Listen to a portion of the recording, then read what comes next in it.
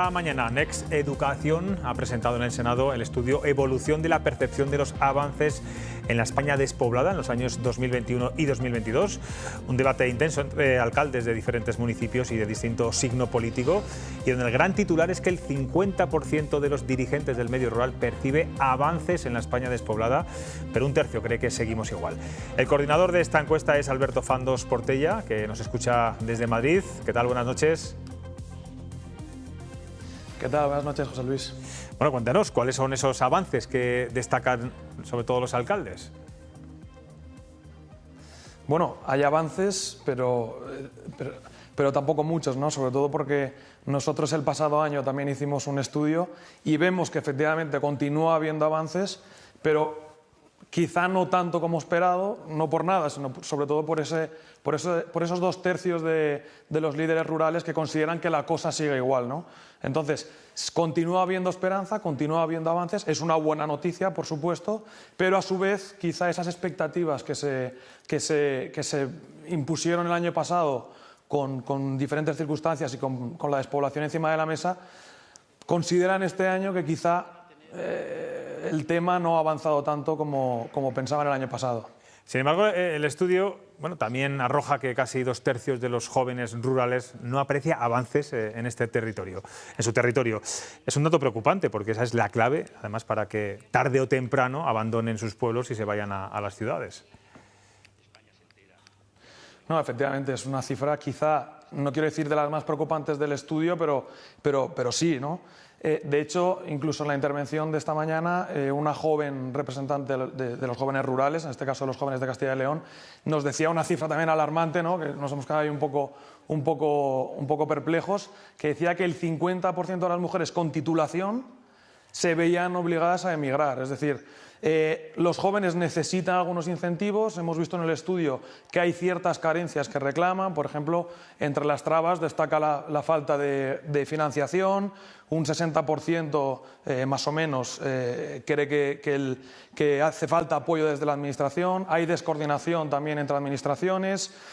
O, por ejemplo, los emprendedores creen que están muy solos. Es decir, hay algunas cuestiones bastante generales sumadas a otras que han desaparecido en estos últimos años en el medio rural y que al final lo que hace es que falten oportunidades, que son, al fin y al cabo, las claves para que los jóvenes se queden y continúe habiendo riqueza en el medio rural.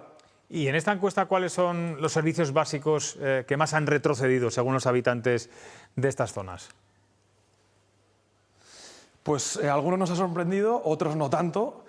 Según puedo contarte, principalmente entidades bancarias, asistencia médica, que es una de las cosas quizá principales que se cuestionan, y también comercios. Esos quizás son los 3 servicios básicos que más reclaman los líderes rurales que hemos entrevistado en esta muestra de más de 320 personas, donde precisamente son estas cuestiones las que dicen, oigan, tenemos estos problemas que nos imposibilitan, aparte de esas cuestiones que hemos hablado antes, nos imposibilitan ser más competitivos y poder luchar para no desaparecer, que al final es el objetivo que tiene cualquier territorio rural que sufre el fenómeno de la despoblación.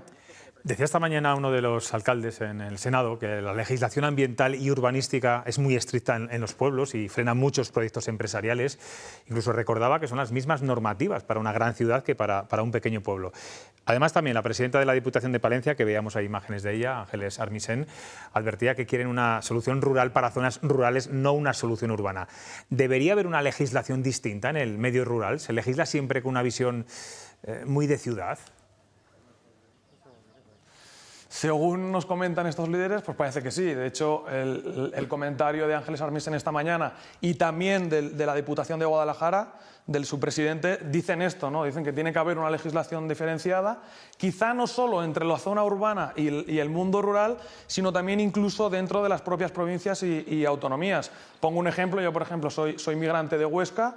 Y Huesca, desde hace 3 años, gana población, ha ganado 5.000 habitantes aproximadamente, 4.000 y pico, durante los últimos 3 años, pero en cambio mi pueblo, que es un pueblo ahora mismo tiene unos 3.500, hace 20 años que pierde población. Es decir, incluso dentro de cada provincia o dentro de cada autonomía nos damos cuenta que cada territorio pues es muy suyo, ¿no? O sea, tienes ciertas características y al final debemos adecuar un poco esa legislación. No lo digo yo, es decir, no lo dice solo Nexo Educación, lo dicen los líderes rurales, para un poco adecuar a esas necesidades que puede tener cada zona rural.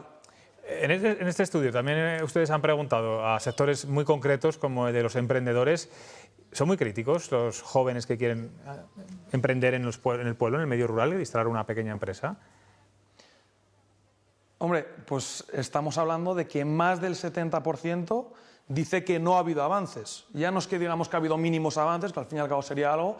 Dice, el 70%, más del 70% de los emprendedores que hemos encuestado, dice que o seguimos igual o estamos peor. Entonces, al final, un pueblo se rige en parte de esa capacidad que puede tener de emprendimiento, ¿no? De las personas que generen oportunidades, que generen riqueza y que puedan seguir adelante. Como comentaba anteriormente, entre esas cuestiones que impiden a los emprendedores salir adelante y generar oportunidades está esa falta de financiación fundamental, está esa falta de apoyo dentro de las administraciones y, sobre todo, aparte de la conectividad, es que se sienten un poco aislados. Esto también es importante porque, como decía también un alcalde que ha tenido oportunidad de participar hoy en la presentación de este estudio en el Senado, decía, oigan, nosotros también necesitamos asesoramiento, necesitamos acompañamiento, y eso al fin y al cabo también es algo que intentamos hacer, en este caso desde Nexo Educación, estando al lado de la sociedad, implicándonos e intentando dar soluciones, en nuestro caso a través de la formación. La verdad que ha sido un debate muy interesante, sobre todo porque eran alcaldes que se quitaban la camiseta política y hablaban como alcaldes, y casi todos coincidían en las mismas conclusiones. Bueno, también en esta encuesta han preguntado por la conversión de las plataformas ciudadanas sobre la España despoblada en candidaturas políticas, como es el caso de Soria Ya, aquí en Castilla y León. ¿A qué conclusión han llegado? ¿Las ven eficaces? Pues según los líderes, estamos hablando en general, no solo de las plataformas a las que por supuesto también hemos entrevistado y hemos encuestado, más de la mitad considera que ha sido positivo esa conversión de algunas plataformas ciudadanas en candidaturas políticas, ¿no? Es decir, se ve como algo positivo. Lógicamente, hay ciertas expectativas puestas en ellas y luego veremos si esas expectativas se cumplen, pero efectivamente vemos que más de la mitad, es decir, hay esperanza en este sentido, según lo que hemos encuestado, de que esas candidaturas políticas que antes eran plataformas den soluciones, ¿no? Aporten soluciones, en este caso, dentro de la política y no solo a nivel ciudadano y a nivel de activismo más local. ¿La esperanza está en los fondos europeos que puedan llegar directamente a los municipios, a los pequeños pueblos? Pues ha sido, lógicamente, una de las preguntas que hemos incorporado en este estudio y más del 90% dice que sí. Cuando 9 de cada 10 encuestados te dicen que hay esperanza con los fondos europeos, tiene su parte buena y tiene su parte mala. Te está diciendo, por una parte, que se puede, ¿no? Pero por otra parte te está diciendo, oigan, tenemos esta oportunidad y si no la aprovechamos, a lo mejor entonces incluso podemos estar peor. Es el momento, esto es lo que nos dice esta encuesta y esta respuesta, ¿no?, ante los fondos europeos, y entonces ahora la responsabilidad está precisamente en esos dirigentes políticos de aterrizar esos fondos europeos, de hacerlos accesibles, que es también otro de los inconvenientes que tenemos en las zonas rurales, sobre todo en pymes y microempresas y estos emprendedores, ¿no? Y entonces, de esta manera, poder generar oportunidades porque el dinero está, que al final es el mensaje que han querido recalcar esta mañana.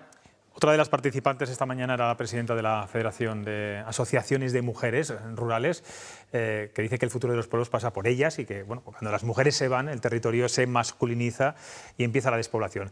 ¿Echan en falta políticas eficaces para que las mujeres vivan en el campo?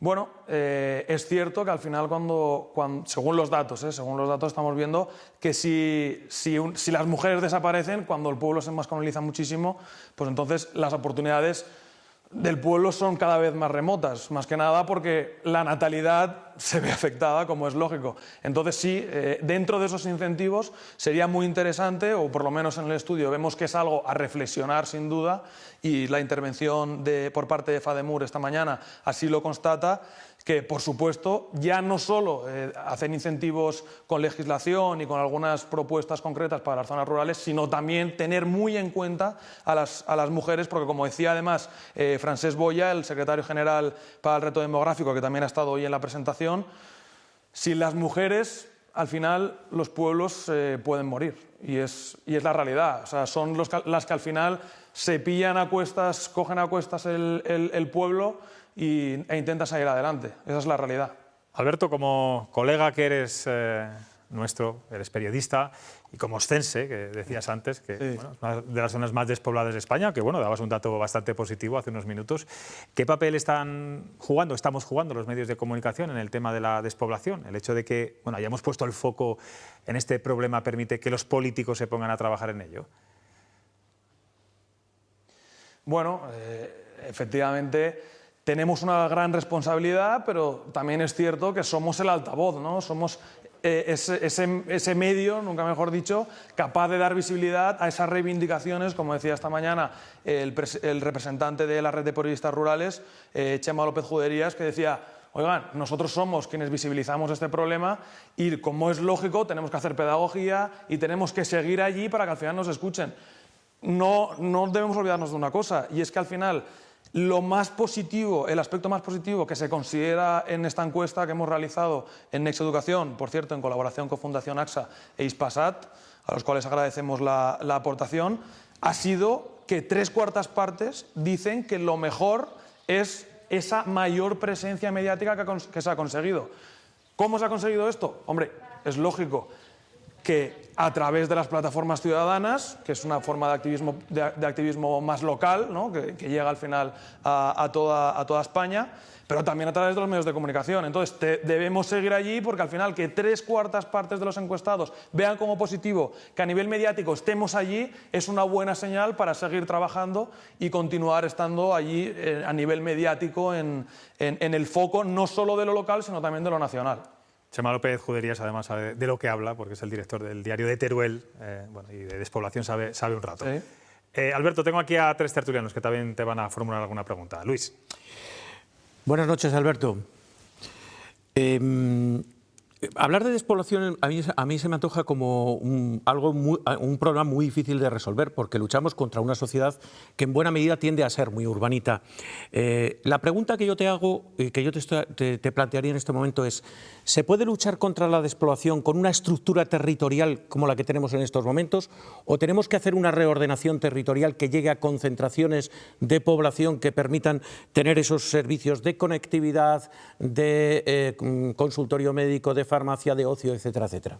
De hecho, si no me equivoco, igual me corriges, Alberto, en Aragón fue una de las comunidades pioneras en esa reordenación del territorio, ¿no? Y de comarcas. Alberto.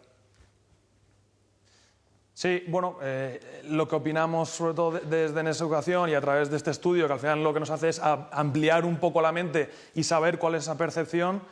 Hombre, lo que vemos, sobre todo por las demandas, como comentaba anteriormente, es esa legislación diferenciada en función de cada territorio.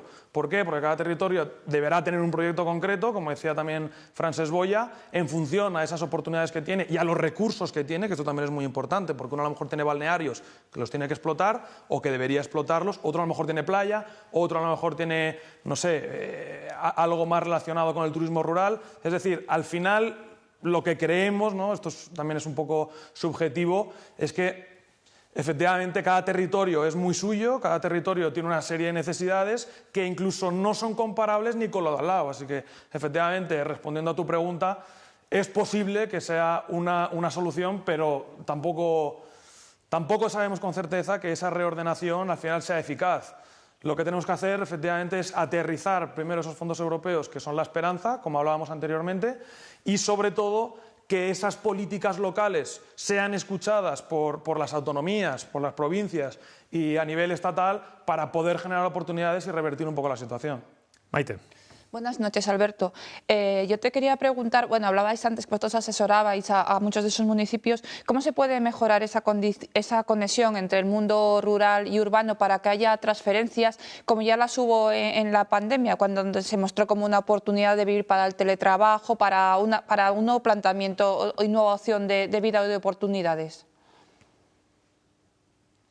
Bueno, también hay datos al hilo de lo que estás preguntando. Hay datos interesantes, y es que el medio rural después del COVID, que es una de las cosas que tú comentabas ahora, están mejor considerados. Esto es una parte positiva. La gente, es decir, los líderes rurales, consideran, dentro de su percepción, que sí ha habido un incremento de la población por esa gente que ha dicho, oigan, en las ciudades, pues por razones de la pandemia, por razones de comodidad, por razones de salud incluso, o de tener un balcón que a lo mejor no tienes en la ciudad cuando puede pasar una cuarentena, que ya hemos visto que es posible. El resultado es que la gente ha ido, aunque ahora también es cierto que según la percepción dicen que la gente también está volviendo en algunas ocasiones también a la ciudad. Entonces, yo creo que la visión, bueno, no lo pienso yo, lo pensamos a través del estudio, a través de Next Educación, esa visión desde lo urbano a lo rural existe, hay buena consideración de lo urbano a lo rural, entonces la conexión existe. No sé de qué manera se puede ayudar, más allá de que incluso, no lo sé, ir al fin de semana al pueblo es una manera de ayudar, depende de cómo lo miremos, ¿no? Alfredo. Una amiga mía que gestionó fondos europeos me comentó que en un momento dado uno de los problemas que ella se encontraba en el medio rural era que de repente en un municipio una persona se dedicaba a hacer miel con abejas y entonces el vecino hacía miel con abejas, el otro vecino hacía miel con abejas, y llegaba un momento que ese municipio tenía 300 habitantes y 20 producían miel, y al final eso provocaba un fracaso. Y entonces ella lo que me dijo, y es lo que te quiero preguntar, es que veía que el problema estaba en que no existían liderazgos. Entonces, la pregunta es muy concreta. ¿Quién debe liderar la lucha por la despoblación en el medio rural? Pues desde Next Educación tenemos una visión muy clara al respecto, y es que está en la formación. Va a parecer muy utópico lo que estoy diciendo, viniendo de una institución académica, pero creemos que es la realidad. Para generar líderes, una de las claves es la formación. En nuestro caso lo hacemos pues dando conocimientos que pueden generar un valor para aportar a esos territorios y convertirlos en territorios rurales inteligentes, para generar oportunidades. ¿En qué? Pues en cuestiones como la economía verde, que como hemos visto casi el 95% cree que la España rural es fundamental para revertir el cambio climático, también a través de la digitalización, a través de una serie de cuestiones, comunicándolo bien, por ejemplo, seremos capaces de generar líderes que a su vez puedan revertir esa situación. Entonces, creemos firmemente que si hay una buena formación en la zona rural, que no dudamos que la hay gente que ha emigrado incluso a las ciudades. Yo soy un ejemplo. Yo he venido a Madrid a formarme de Huesca, en este caso de un pequeño pueblo. Entonces, hay formación, pero o la formamos allí concretamente para esas personas que a lo mejor no han tenido esa suerte, o damos incentivos para que esas personas que han emigrado para formarse puedan volver y enriquecer la zona rural para generar esos líderes y de esta manera poder crecer y generar oportunidades en sus territorios. Alberto, tú te vas todos los fines de semana a tu pueblo, porque me ha gustado esa idea, ¿eh? Todos podemos ayudar. Ojalá. Una buena forma es ir el fin de semana al pueblo, donde consumes, donde estás, donde es una forma de enriquecer también a tu pequeño municipio. No vas, ¿no? Me imagino, todos los fines de semana, está un poco lejos. Voy menos de lo que me gustaría, pero al final, cuando se puede, hay que ir. Además, claramente es una forma también de inspiración, de relajarte, que eso también es una de las cosas que tienen las zonas rurales, y que por supuesto es un incentivo para ir, y que por supuesto también es una manera de colaborar, como decía, o sea, no te quepa ninguna duda. Es lo mejor para cargar las pilas. Eso, vamos, lo aseguro yo, que tengo dos pueblos maravillosos. Pues Alberto Fandos, gracias. Un saludo, por supuesto, a nuestro gran amigo periodista Manuel Campo Vidal. Gracias, de verdad. Gracias a vosotros. Buenas noches.